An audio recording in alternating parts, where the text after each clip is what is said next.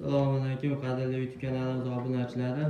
Inshaalloh navbatdagi zakazlarimizni o'z egalariga olib kelib topshirdik. Xudosi egalarini talab istaklariga qarab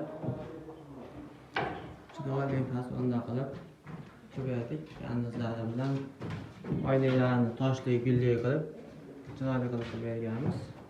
Ko'rishingiz mumkin.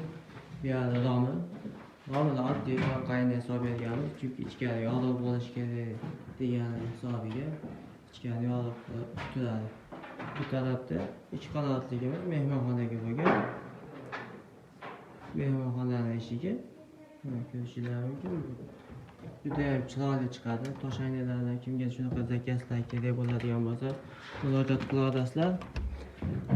Ichkari taraflarini ham ko'rsatamiz. Ichkari taraflari ham bir xilda bo'lib, davullari bilan, ichkarilari ham karnizlari bilan bo'ldi. Oldi orqa bir xilda bo'lib chiqdi, maşallah. Bu yerga biz 3 dona eshik, 2 dona rampa bergan. Bu tarafda ham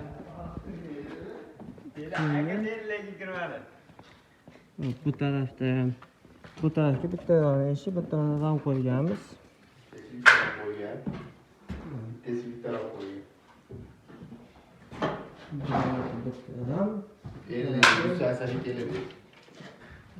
Eshigimiz bor. Ustalarimiz ishlarni qilyapti, davom etishyapti.